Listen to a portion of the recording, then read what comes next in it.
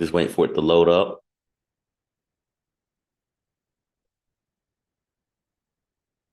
And I sent out the email. Burnley's a good email, so we're good on that. So just waiting for it to load up.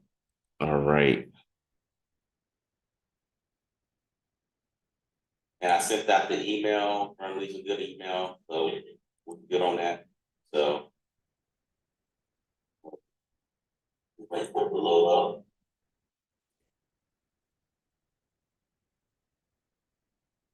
And I sent out the email. Burnley's a good email, so good on that. So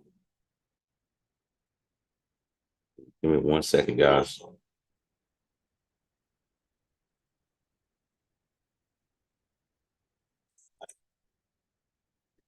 I muted myself on YouTube. And then we're gonna turn this computer into the one over here as another one because I guess they only giving me one thing to use right now because it is what it is. But we'll figure it out later. That's my fault on that too. So not even stress over that. Let's go ahead and get that going now.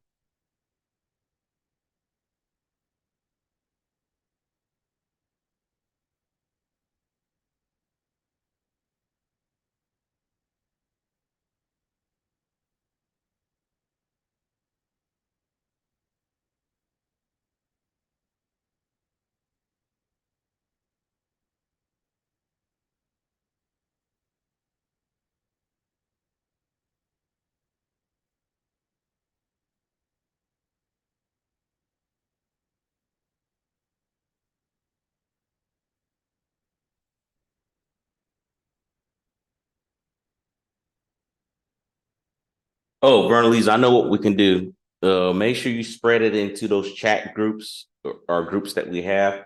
I'm gonna go ahead and do this live now and get it going. You'll see the live link. I'm gonna send it to you here shortly here. And she's the webcam.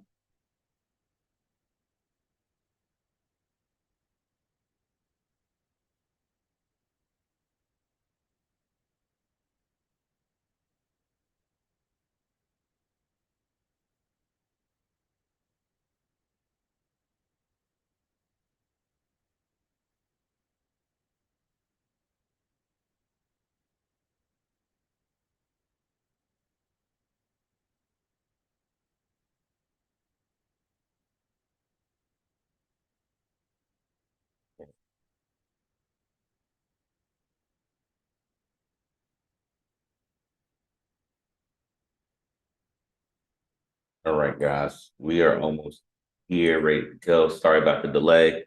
If people are watching this on YouTube, we're just getting something set up here for Facebook as well. It's going to be very straightforward of what we're going to do. Just bear with me.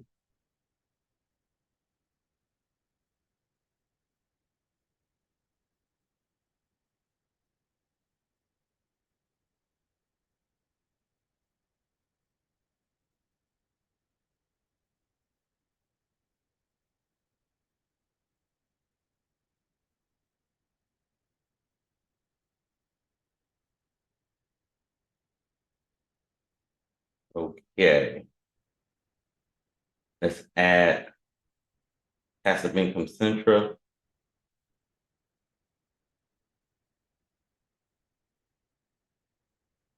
Okay, Bernalise, I'm gonna go ahead and send you this link to the video.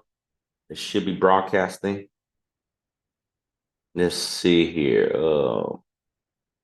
Yep, I just got the notification from myself.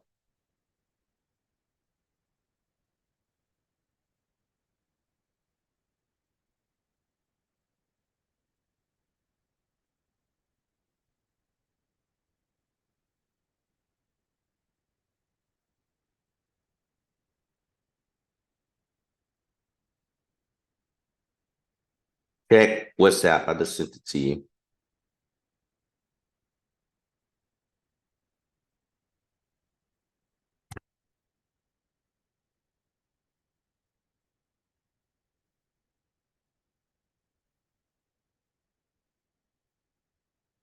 If you see something crazy, let me know, because we don't want we don't want anyone to interrupt us, because I already have a couple of trolls trying to do something. So we're gonna go ahead and get that resolved right now. Select all. Okay. Distribution. Nope. All right, let me go out of this real quick and post it into the edit group section. Got multiple things going on. Sorry about the delay, guys. Again, copy link.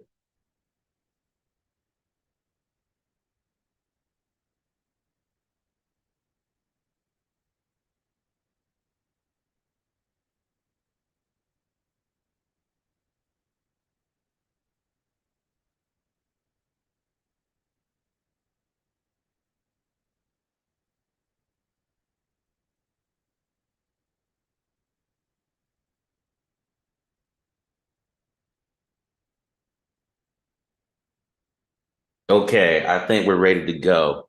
So I want to let you know, guys, we had a little bit of technical difficulties. That's on me. And we're going to talk about that. Like, you hear me say it's on me or whatnot. But I want you to know that we're on here. When the show's got to start, the show's got to start. So I owe you about 11 minutes back of your time. I don't want you to be waiting, lingering on me. Now, today I'm going to talk about some of the stuff that I've done as a Turo host. And this is for beginners, and this is a workshop. So feel free to comment in chats and discussions. As far as we are posting this, we're making sure this gets on YouTube, which it is on, and making sure that people are staying tuned and listening to what we have to say. So please, again, we got moderators, so please be respectful. I would be respectful to you. Please be respectful to me. And this is an open channel as far as people can say what's on their mind. And we'll just get the show started, okay? So if you think I'm ignoring you, I'm not. We just had a little bit of technical difficulties, but don't let that be something that will stop you from commenting. Now, for the folks that are tuning in, listening to the channel, my name is Mr. Luke Evan Brooks. You may see this on YouTube. You may see this on Facebook. You may be in Zoom watching this right now. But I wanted to talk to you in regards to, the workshop, about what this workshop is going to be about. This workshop is going to talk about exactly a few things for beginners as far as what I did. Some people are on the fence about Turo, right? Like, is it worth it? Is it worth the headache? What should I expect to get if I'm doing Turo? And I will tell you this, that I'm going to walk you through this.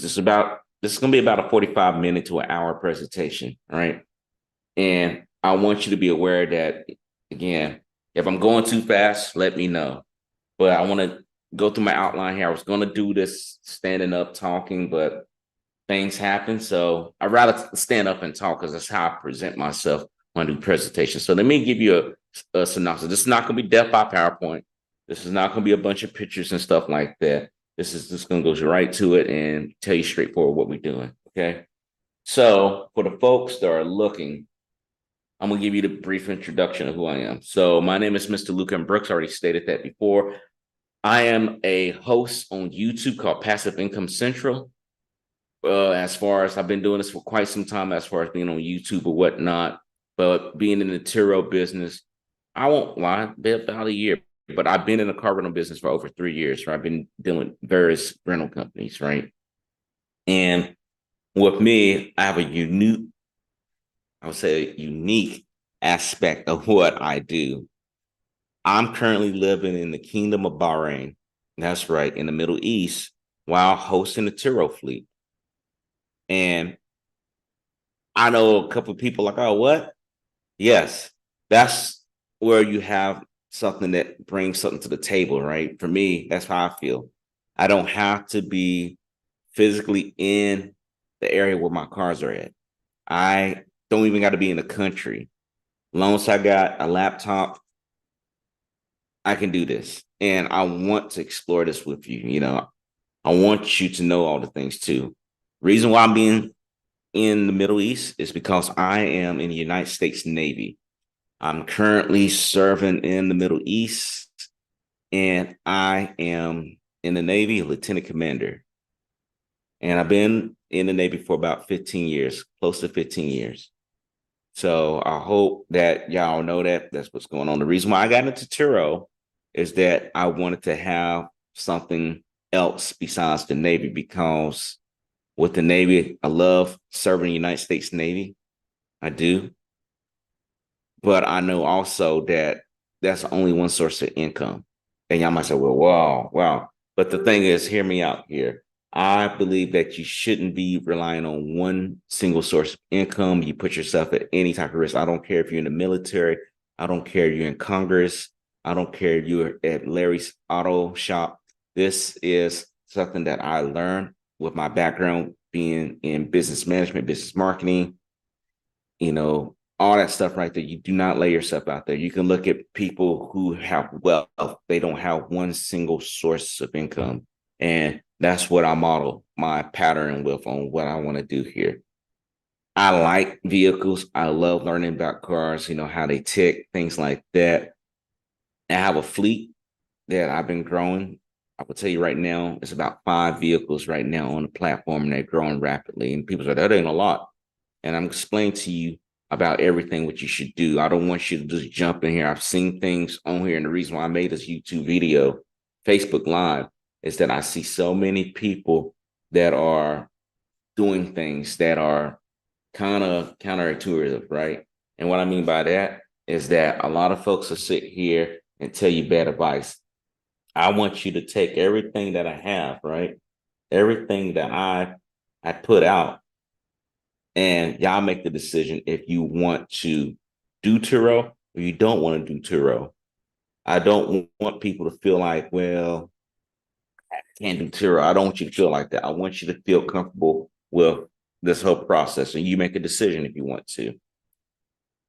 With the income I've been seeing, it's been quite lucrative, right? I mean, I've been making a lot of things go well as far as just dealing with, with the customers. It's not too bad, right? Customers, they come or whatever, but it's not a bad thing. It's not something that is going to mess you up or have you wondering, hey, why can't I get this car rented out? Or why can't I do this or that? It's got a customer right now that's popped me up for a vehicle rental. And I'm telling you, I'm not lying about the numbers right here. The numbers are pretty good. And that's just working off of 4 cars right there, 4 or 5 cars.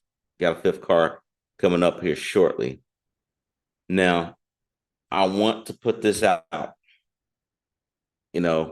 Some of the fears that people have is that they don't think that Turo is good for them. It may hurt them. It may do something as far as get themselves hurt. They might have an accident, God forbid, or a car has a bunch of recalls and car can't be listed.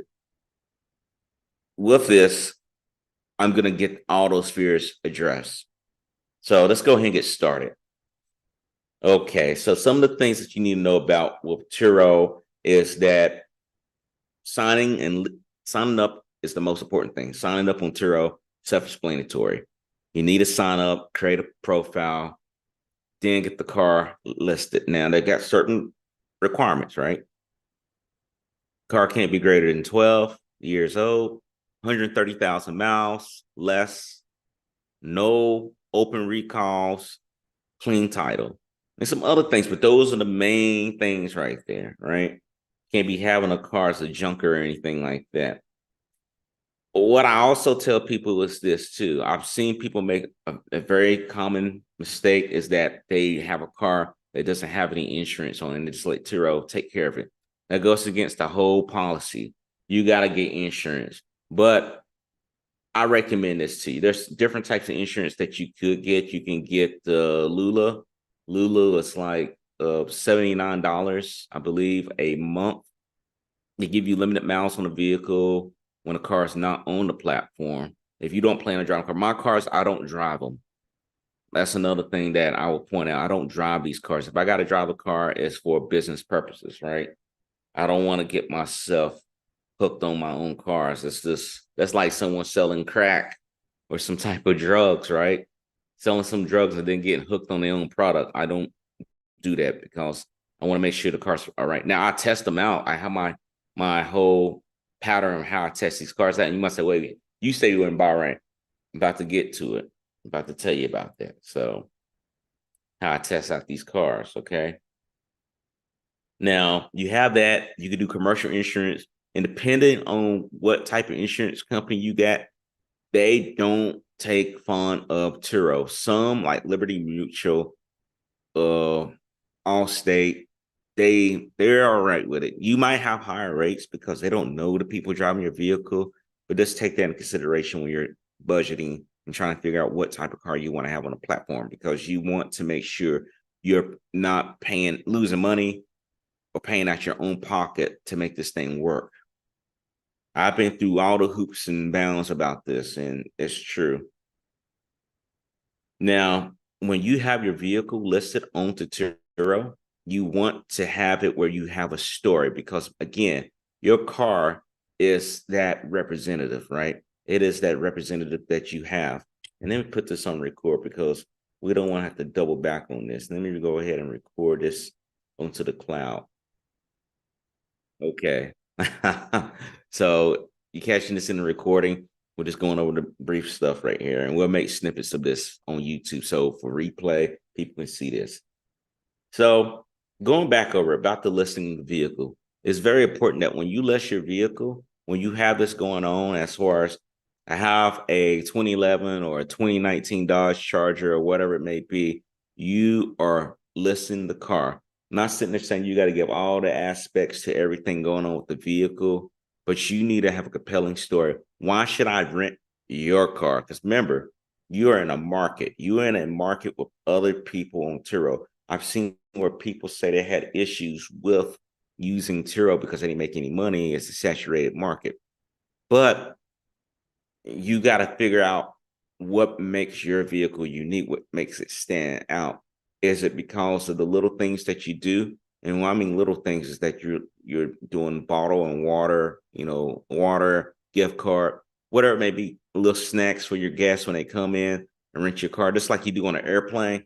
They have snacks, they have water, they have coffee, tea, whatever the items that may be, or that you offer additional services that your competitors do not offer. That's something that you got to take in consideration. Your pictures are another thing. I'm not sitting there saying you got to hire a professional photographer. This device can be your professional photographer. You just got to take it at the right area. You got to take it at the right scenes. So when people are renting your vehicle, they're not having an issue where they say, hey, I don't even know how this car looks. This don't even look right. With my vehicles, I don't have that issue. And what I mean, for example, you do not want to take a vehicle picture with a bunch of cars like at a car shop, right?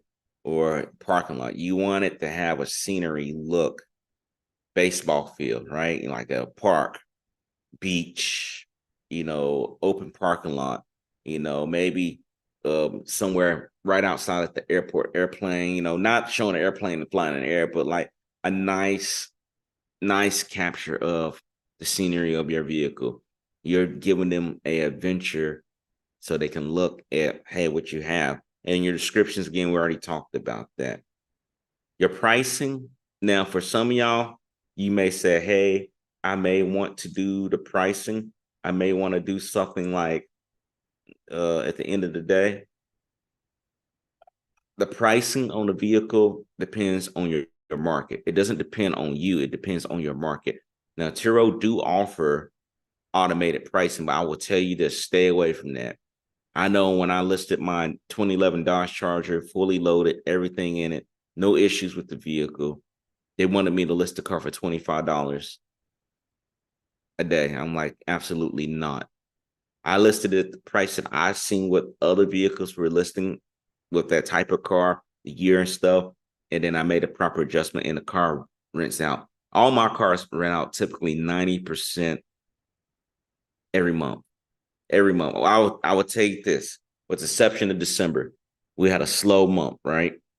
Slow month, not a lot of travel in Charlotte. Another thing is your location too. Your location is very important. Where you are at is very important. Now, being in Charlotte, North Carolina, it's a very busy city, right? A lot of people come in and out. It's like I would say the second most busy place as far as international travel, as people traveling around the world. A lot of people coming in there. Like 20 million people come to the Charlotte Douglas Airport every year. So when you think about that, these customers may not want to be Ubering around Charlotte. We want to drive a vehicle, get point A, point B. And also, we're talking about Charlotte, the city of Charlotte. If you're in a small area, this may not work for you unless you can get your vehicle to a very populated area where people can rent your car. If you can get an airport, an international airport, this is perfect. If you live in a large city where you got sports teams, concerts, live events, all those things that people like to do on the weekend, this may be for you. So this could work for you. Now, I want to talk about the Turo tools and resources. I want you to understand that with the calendar, you have to gauge the calendar. So Turo has a Turo calendar for your vehicles. You should be looking at that daily. Just like how the airport changes on prices each day, so should you. I look at the industry. I look at all the industry of travel, how pricing go up and down, up and down, up and down. In order for me to do that 90% booking, I gauge my stuff every day. I'm not saying I got to make any changes to it every day, but I look at it. Especially I look at it when I'm about to have rentals about to end in a couple of days. Say, hey, this rental's about to end. If they don't extend, do we want to keep this price since it's an opening? Do we want to raise the price? Do we want to lower the price? It depends on you. All right. It depends on you. And with managing your booking, pretty straightforward. I just got finished saying that, making sure you're looking at the calendar, making sure you're staying track on your maintenance, all those things that you need to do to make sure that that car gets on the road on time. As of today, going into this program, I never missed a rental for a customer. I always had it on time. If it was in my control, meaning that maintenance was good, no repairs that needed to be done with the vehicle, that car got on the road. Okay. Communication is very important too. So when you're looking at Turo and you're looking to talk to your guests, you shouldn't have to be using your phone every day, talking to them. You shouldn't have to be using a computer every day, talking to them. If they're, hey, I'm booking your car, you should be using those templates. At first, Turo used to have something that they worked with another company. And I won't mention their name because they're no longer tied with Turo. I don't want you to get confused, where you can have all this stuff programmed. And Turo finally did their own thing because a lot of customers were hurting. Imagine you having a fleet of 25, 30, 50 cars, right?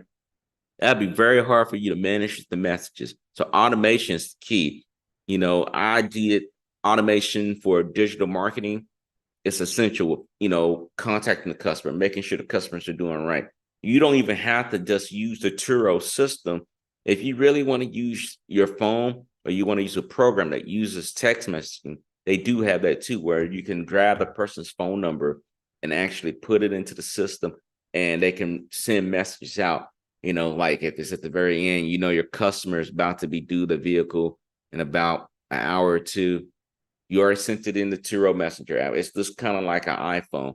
You can show you when someone's reading your message or read your message, and then it shows when they type in. Sometimes I have customers who rent the car, just use the app basically, just to rent the car, and you don't hear from them until it's time to bring the car back in, but you have instructions that you need to push through. They're going to have this phone. They may not have the app on the phone, but they're going to have this phone. So when you're talking to them, when you're doing your text messages or whatnot, they're going to see that you can direct them to, hey, go to your Turo app. I sent you a message. Guests having support.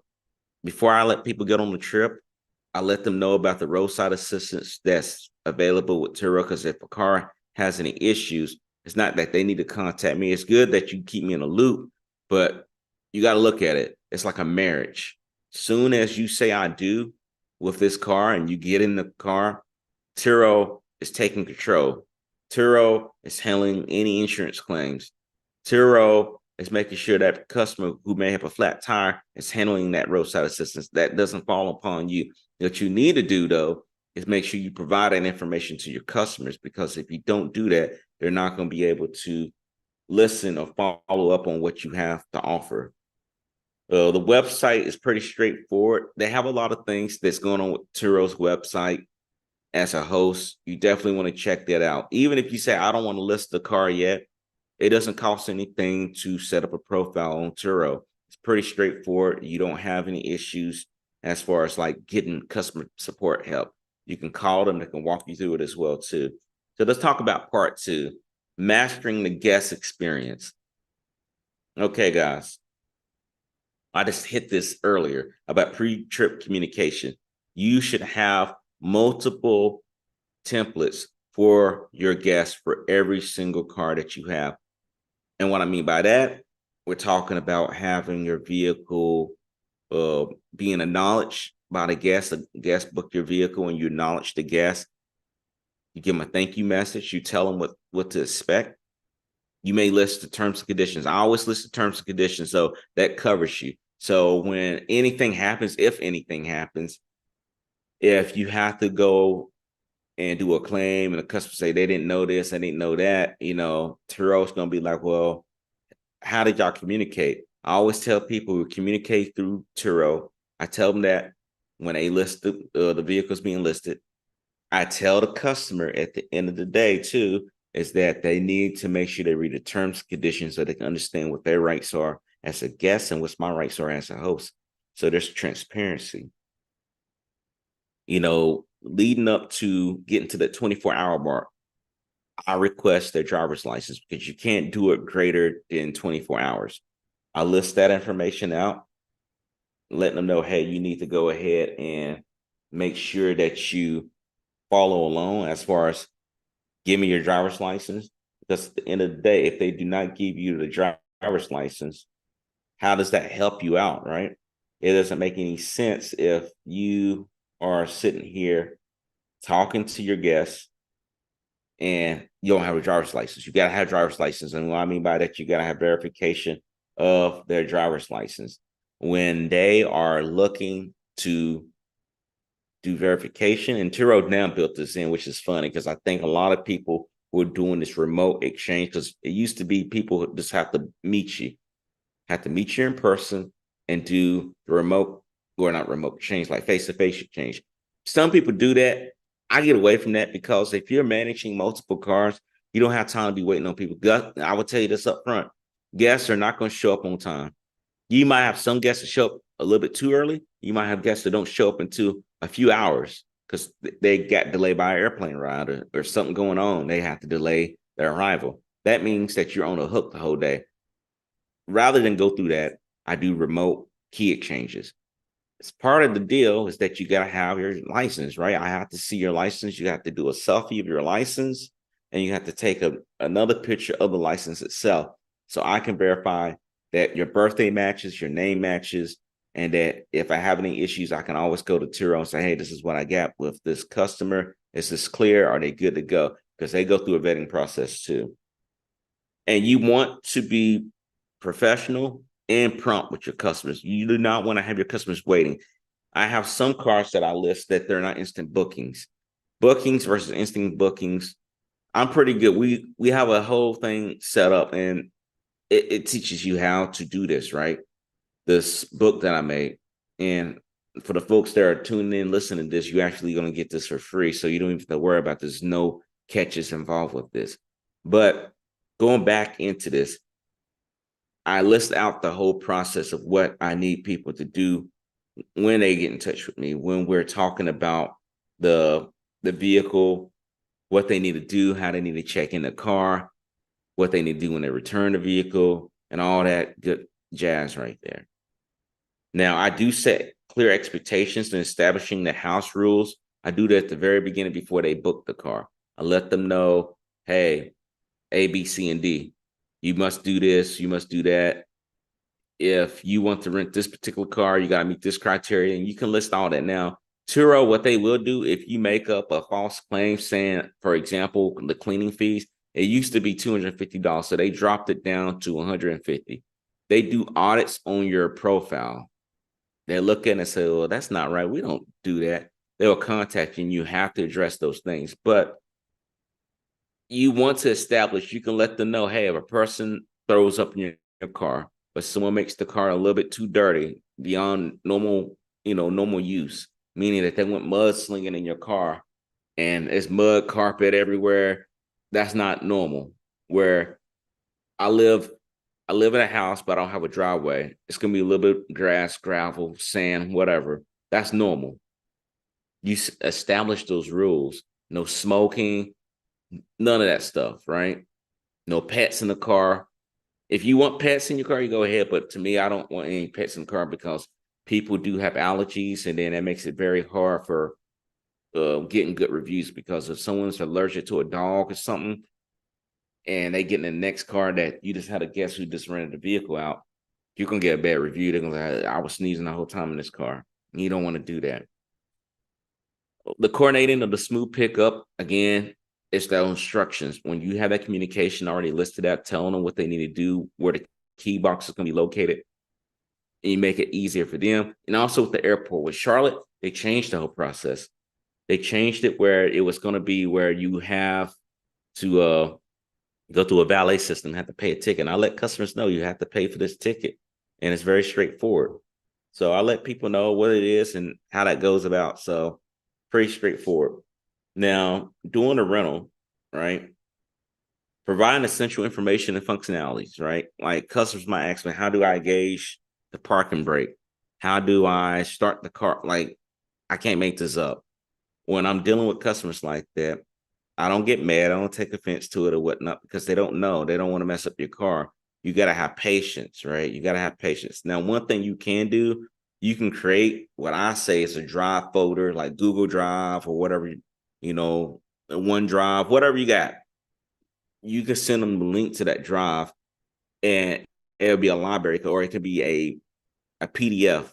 And that PDF can have links to certain videos that you either made or you got something on YouTube that you got that relates to your vehicle, how to work the Bluetooth, how to engage the emergency brake, what this means, things like that. And that helps out customers too. That way it alleviates you from having to be on the phone talking to customers all day.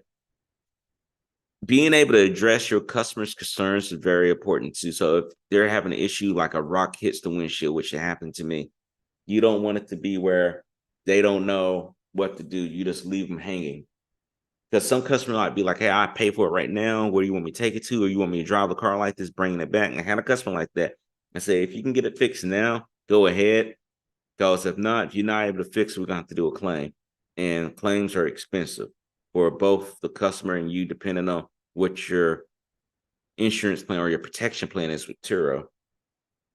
Constantly remain with open communications with your customers. Let them know that you're going to monitor. Now, one thing I do, I do have family members that actually monitor the chat for me. Where I'm in Bahrain, it's morning time, so I pretty much got it. I got it when they're typically working, but when I go to bed and when they're off, they have it. So we do an exchange. And if it's something that's really, really important that warrants my attention to wake up, they can contact me very easily. Now, I will talk about this, the post-trip feedback and reviews. Now, I've seen a mixed bag of this. With customers, if you are open and honest and you're transparent, customers are going to come back. I'm now seeing repeated customers back to back, like often and constant. And that's what you want. That's where you get your real money at with repeated customers, because I have customers who want rent cars out months at a time now. And it's because it's a super loaded car, right? It's because of the customer service aspect of it. You treat your customer the way you want to be treated. You want to treat them with the first class style. Just like if you would get in the first class on an airplane, they don't give you the food in the bag. They don't give you a little cookie. They're going to give you an entree. They're going to have the food freshly prepared in a glass plate versus here's aluminum foil or plastic pan. You can eat out of that. Thank you for flying with us. We're not going to do that, right? That's not how I operate. At the end of the day, when you're doing this, when you're really making a aspect to making things right for your customers, you want to make sure that they understand that they're in good hands. when they see that you're prompt and you give them all the information and you're staying in good communication, 9 times out of 10, they're going to leave you a positive review. And if they don't leave you a review, don't sweat it. You know, you're going to have hack customers, don't leave a review. But, you know, with Turo, they incentivize you to have customers leave reviews. You got to prompt them. That's another message. They may not know. Prompt them. Hey, can you please leave a review so we can go ahead and get you taken care of? And it's okay, sure, no problem. So with that in mind, when we look at things like that, right? When we look at guests doing these things, these process, you do have guests that don't want to do right. It's going to happen. Now, I would say this: if you lower your price too much, you are opening yourself up to things that you don't want to have. So I don't recommend that. Now, initially, when you're starting out on a platform, you might do that for like your first 5 rentals to get your ratings up, to get yourself exposed to the market, I would say. Because when people looking at vehicles, what Turo does, if you're an all-star host or a power host, they put your car at the very top of their listings. If you someone don't got no reviews, your car's at the bottom. I'll be honest with you. So when you start getting reviews and you start getting good reviews and you start becoming an all-star, you start going up the ladder. And that's what you want to have.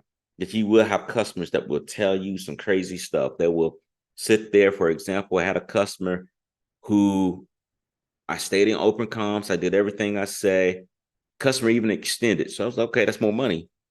And they literally picked up the car at the location where they're supposed to drop it off at. But they gonna park in the wrong house.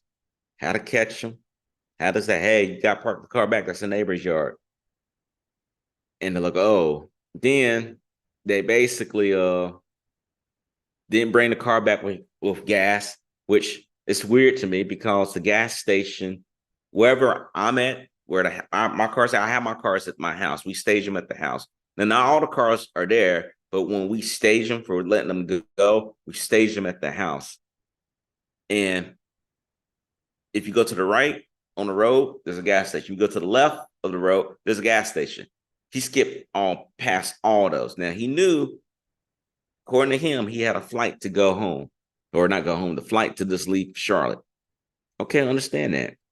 But, you know, for me, come from a military background, you either plan ahead or you plan to fail. That's how I look at it. And this customer really planned to fail because I warned him. I told him, please, it's one of the end messages. Please make sure you bring the car back with gas. Fill it up, because I always top off all my cars. All my cars are topped off. It's another thing that I do too. It's all about the experience. I don't want to have a customer getting a car an empty tank. Now you're inconveniencing them. I want them to have a full tank of gas ready to go down the road. I gave them even an additional 30 minutes to get the car gassed up. I say, you know what? Don't rush. That's the worst thing you want to do. Have a customer, hey, you need to hurry up. You need to hurry up, because then accidents happen. Don't make them feel rushed. Don't yell at them. Don't sit and they can be jacked up, right? These guys can be jacked up. They can be talking about all types of crazy stuff, and they can be in all this nonsense. At the end of the day, you want to make sure that you don't yell at them, right? Don't be all caps. Don't be calling, cussing, screaming like that, because it's not needed. So anyway, the customer, I told him about, hey, you're going to incur a gas fee. You have to refill this gas up in this car. And he's like, well, I could do Cash App. That's absolutely goes against the policy. So if anyone actually do Cash App, don't do it, because he literally wrote that in the text box. If you would have said, yeah, I could have got delisted, right? For some stupid stuff like that. And this customer, I told him, I'm like, I can't take Cash App. Please, sir, like, just go get the gas. It's only going to take a couple minutes. It's not like it's empty. It's like 3/4 full. Now, there's exceptions to this. If the car had issues doing a trip, I would tell a customer, as a way to be in good grace with them, please, please, please, please, you don't have to fill up the gas tank. You don't even have to do that, because the hard thing you went through. And 9 times out of 10, that does work. Customers leave me a positive review. Hey, this guy's really good. He's a really legit guy, and I really like that, you know. But this customer came out all hell. And I took a picture of his review. And one of the hacks that I learned with Turo is that if you're not coming off talking crazy, and you know that this it's going to be a retaliatory review, Turo will have your back and remove a retaliatory review. So this guest, which I warned him multiple occasions, that, hey, this vehicle is going to have to get refueled and you have to pay the cost of it.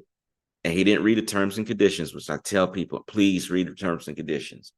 Because if you got to get gas for your car, Turo is going to pay you $10. Now, I'm not going to win a lottery. I'm not going to be crazy, right? Not going to go crazy over $10. $10 can't even get me a sandwich at McDonald's, to be honest with you. I can't get the quarter-pound meal in North Carolina. I can't get a hot dog meal in North Carolina. So looking at this, looking at the nonsense of it, right? With that, he basically say I was disrespectful. My sister, who guided him to say, please park here, because we got it on video. Please park the vehicle at the driveway, my driveway, saying she was disrespectful, she was rude. You know, why did you charge me $10 extra? Which it says clearly, and I showed him the instruction. When you had a black and white, which I learned in the Navy, you had a black and white, you could talk all day till you turn blue in the face. The black and white is there. Black and white is covering your butt. The black and white is saying this is what right and this is wrong.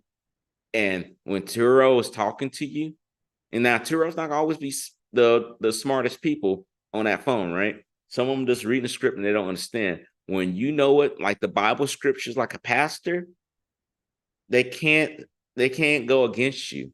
Okay. So I knew what he did. We got the text messages. We got the message that he left in Turo.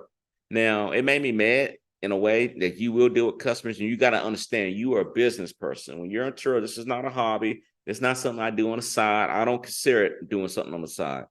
When you are on Turo, treat it as a profession. Treat it as your own business.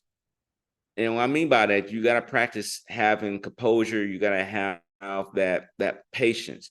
Customers are going to come off and they're going to start talking crazy to you, right?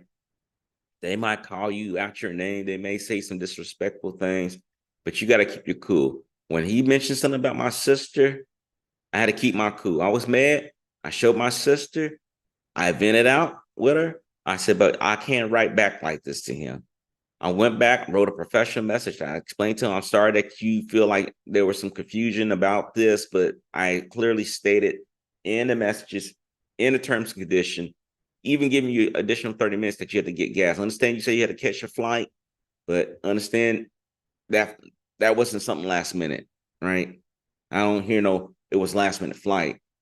But I told him, like, hey, you have to pay this. This is part of the policy. And he felt like it was wrong. So he gave me a 1-star review.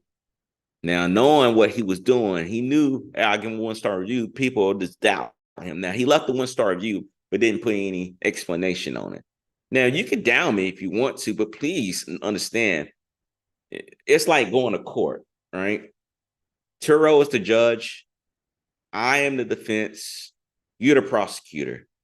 If you just leave a 1-star review and you don't put anything behind any essence, any explanation on why you think it should be a 1-star, Turos don't know. They can't read your mind. But when I could turn around and show the documentation, show the evidence where this guy cussed me out, then it becomes an issue, right? Now people are like, at the end of the day, oh, he doesn't have anything explained. Turos said, yeah, we're taking that off. We can clearly see that it's retaliatory. And it will help you. If you have any damages, don't hesitate to file a claim. I thought I had a damage recently with one of my vehicles, and it was just normal wear and tear. I told the customer up front, I wasn't mad. Hey, you messed my car up, this and that. Because some people take it personal. That's why I say don't sit here and be buying cars, personal cars. Like, hey, I'm just going to put my personal car here. I'm putting my personal cars. Now, you start off and you're going to try to figure out what you're going to do. Yes, put one car on there. See if you like it. See if you like the process. And then if you like the process, then branch. I will also say this too, speaking of, you do not want to buy another car financing. I go with cash cars. Cash cars help out in the long run with the return on investment, self-explained. When customers leave that feedback, going back on that, I got off my little wagon train here. You want to go back and give them a positive review, at least write, great customer, a great guest, would like to see them again, because that helps out the community too. Everyone out here can win, right? Additionally, you can give them additional discounts, which I have no problem with customers getting additional discounts, because every time they come back to me when I do discounts, every time, because that discount's connected with me and them, and they got a limited time to use it, okay? And I want to talk about part 3 here, maximizing your success, optimizing your listings for for more bookings, utilizing optimization tools and recommendations, meaning that you're looking at other products. Like I use TURREX. If you're on YouTube, I will drop that link down below. TURREX is basically a Chrome-based application where you can take a snapshot of an area for your region or any other region in the United States and see what the prices are going for particular vehicles for renting out. You can compare yours to the group of other vehicles that you have or the type of vehicle that you have, and you get a rough idea to know what's being listed, how it's being listed, what type of pictures that your competitors are taking, what are they putting in the description, and that helps me out too. So when I'm looking at it, I match up, say, hey, this person's beat me. Let me see what they're doing is different. Let me see what their customers are saying about their vehicle. Maybe I need to match that. Pricing strategies, adjusting the rates based off demand. So, after, Christmas, depending on where you're at, I would say that before I even say Christmas, but just based off my story here, I noticed around Christmas time, it took a decline, right? Weather, things like that, it took a decline, not too bad, but it took a decline. But when the new year came back, people start renting cars. So depending on your market, where you at, for me, I know North Carolina's like in a sweet spot. It gets a little bit of snow, it gets a little bit of rain, it get a little heated off. 3 hours away from Atlanta, Georgia. We're about, I want to say 2-3 hours from Myrtle Beach, not too far from the capital of DC. Everything's right there, right? Everything's there. And the whole thing is that people tend to travel where I'm at when it starts heating up. When the temperature gets a lot warmer, they start traveling more. They start doing weekend trips to the beach, things like that.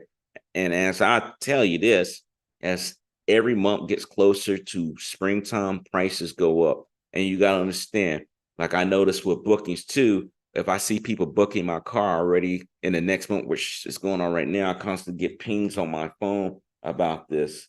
At the end of the day, I look at this, right? I look at what they're saying about these bookings. I increase the price because now it's a supply and demand.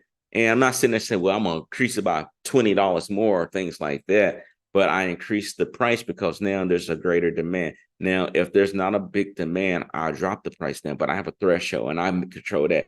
I would not recommend you using Turo to control your automation of your pricing. Do not do that. Additionally, offering amenities and services. Like for me, I do the bottled water and I do a card thanking them for bringing out the vehicle. Additionally, I offer baby seats, offer prepaid gas. I see people do unlimited miles, but be careful with that, because at the end of the day, if you do unlimited miles, you may hurt yourself right there, because you got to think about your maintenance too. And when you grow your reputation as a host, people know Turo thanks you for that, and they offer additional services to help you out. Now, you got to maintain that high rating. So you got to keep doing what works for your guests and providing customer service. So for me, I would tell you what we do. My team, and that's what I do. I have a team that I work with, that I direct with them with operations. I get with them more than likely once or twice a week and lay out what's going on with the schedule. Hey, this is the new schedule. I lay out the schedule like you normally would at a job, right? And I delegate. I say, hey, you go get this car, you get this car. This needs to be cleaned. This car needs to be taken care of, maintenance or repairs. At the end of the day, we make sure that we have a checklist. We follow a checklist to the T to make sure we leave nothing out when customers are renting these cars. Also, additionally, I do engage with the Turo communities on Facebook and other forums to see what they're doing, to see what I can do, because there's always room for improvement. If you think you're tough, you think you're the hot stuff, you got to humble yourself when you're with Turo, because You're not going to get everyone, but you want to be the best. You want to be the best person each and every day of yourself as a host. So now, some of the things that I will point out too is about the common challenges in troubleshooting, handling damage claims and insurance policies, right? If you are dealing with a customer that has damaged your vehicle, that's going to happen. That's going to happen. That's why I say don't sit here and finance a bunch of cars, because when you do that, someone messes up your car, puts you in a bad spot. Some of these companies are not going to use gap insurance on you because you didn't let someone else drive the car. Now it goes against their policy. So be cautious with that. At the end of the day, when dealing with this stuff, right, be calm. Don't sit there and accuse the customer because you don't know the whole story. Don't sit there, well, you broke my car, you messed my car up. Be honest with the customer, just find out what's wrong, get all the information you can, and go through the claims process. When you're with Turo, they usually call you about 2 days. I had a call the other day here, or actually today, and they asked me about the claim on one of my vehicles, and, talking to the mechanic, I want to be transparent because I'm going to get my money. I'm not going to sit here and be like, I'm going to get the customer, because you don't want to do that. You don't want to come off like that. But at the end of the day, talking to them, they understood that, hey, this customer did not do this damage. This is something that's happened to be a lucky shot, I guess you want to call it, where the brakes on the e-brake on the car was not working anymore because the rotor was pitted. And she didn't make the rotor pit. That takes time. And that's time over time, right? So that's not her fault. And, when you do a claim, Turo's going to look into it. They're going to ask the company, what do you assess? They might send an adjuster out there to look at what was the type of damage. With the insurance policies too, you got to also be tough. Know your ground, know your laws, right? Because you don't want to have someone sit there and tell you that, hey, you're jacked up, knowing that they're giving you a low value for your actual cash value for your vehicle if your vehicle is considered to be total. You don't want that. You want to have it where you're able to deal with the insurance company, showing them what the actual cash value of your vehicle is, so you don't get gypped off, because either you're going to have to pay that car off with that gap insurance, they're going to give you something so you can get yourself back on the road. Dealing with guests and, resolutions and conflicts. If I have a customer having an issue, we jump on it. You got to. You can't sit there and just be like, well, I don't know anything.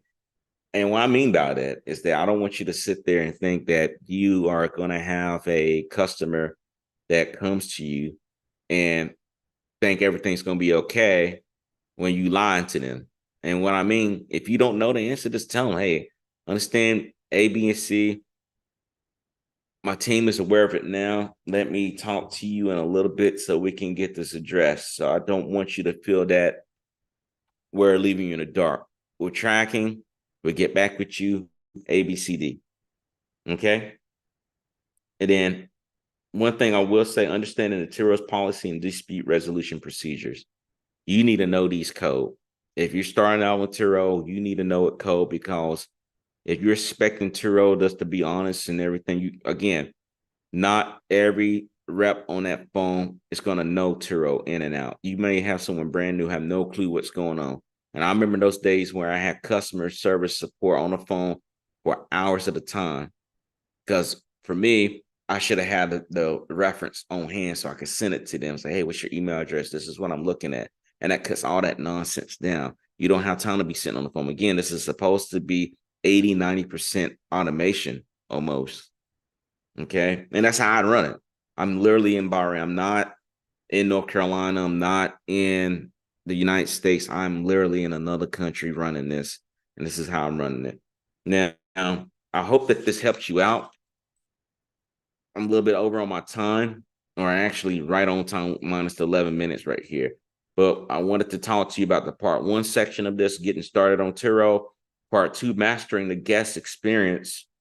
Part 3, maximizing the success on Turo. And this, making sure that you understand. This is just a short workshop. I hope that people got something out of it.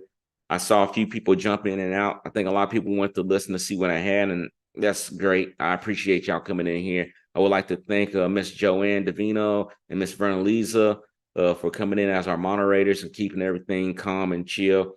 Again, guys, we offer additional services. If you are on the YouTube channel, go to Passive Income Central with Luke Brooks. It's me. Go there. Make sure that you subscribe to the channel. I'm posting constantly new information. Definitely, you want to check out the links down below. You can get into our Facebook group. You can get into a Turo group. You can contact me directly on Facebook. My name is Luke Brooks, VP. On Facebook, you can contact me directly. Once you do that, we can have a conversation. You want to talk privately, you want to talk about everything that's going on. And for the folks that actually tuned in, if you can comment down below, free book, I will send you my free book that I have. Is called Turo, right? It's called a book called Turo. And this book is pretty straightforward, guys. I mean, for what I have here, this book actually, I came up with it thinking about y'all, thinking about what can I do to actually help folks out. And I know a lot of folks have questions about it, right? They want to know, hey, what is this whole Turo thing? So my book is called Starting Out on Turo. And it's a beginner's guide. Now, even for the folks who's actually looking at this, right? They're looking at Turo and they want to know, hey, if I'm doing this right. And this book is going to give you the essential guide to launching a successful car sharing venture. And I want you to have this book. I want you to be available to look at this book. It's a short read. It's not too long. It's about 14 chapters I made in this book. I talk about things such as things to avoid and basic practices, understanding liability, legal and tax consideration. These are some of the things. So I'll talk about scaling your business and some other things in here. So it's a good read. I don't want to sit here and kill up your time, but if you read this book, I think it's going to help you. It's going to recapture some of these things here. And additionally, too, I do have a Turo Masterclass that's currently going on. You can definitely jump on that too, where that's more comprehensive. That's going to give you more of the things that I'm talking about, step-by-step detail. I'm going to walk you through. I'm going to hold your hand and walk you through A through Z on how to do this Turo business. So you can do exactly what I'm doing. You can mirror exactly what I'm doing so you don't have any issues. For the people that are actually watching this replay, if you're watching this on replay, comment in the description, whether it's on Facebook, whether it's on YouTube, link to course. Just type course. Just type in course, and I will send you the course, okay? And I hope that this helps you out. So, guys, don't let this pass by you. This offer that I'm doing now, I'm already discounting it now. It's about to go up here because once we get to February 14th, I believe that's Valentine's Day. I think, right? Don't get me. Don't kill me. I'm going to have to cut this price. No, not cut the price, but increase the price because the class is filling up. I already got 200 students right now in my class learning about how to do Turo. And I want you to be available to take action now. You don't want to sit here and say, well, I can just watch a bunch of YouTube videos, because some of those YouTube videos are wrong. I watched most of them. And some people are telling you to finance 30 cars at one time. That leaves you so open. Even if you don't have an accident with a car, you have recalls. And I don't like messing with new cars. That's another reason why I say go for cash cars a few years older. You don't have to be all the way a decade old, but you can get a few years old and you can come out pretty good with return on investment. I don't want you to get caught up in situation. I bought a couple of cars cash and I got my return on investment within less than a year. So I'm telling you, this works. So guys, definitely check that out. So if you're really considering doing this, let me know down in the comments down below. Tell me what you think about the workshop. This is something new that we're doing. I wanted to do something. I was going to do it a couple of weeks ago, but this is still brand new to me. And I definitely going to use the whiteboard next time. I had a little issue. I think the maids took I have maids here where I'm at in Bahrain, and they took my my marker. The world ended because I didn't have a marker. I was going to write on a whiteboard. I like talking and presenting, like standing up, not really sitting down, not with a live, So guys, I thank you again.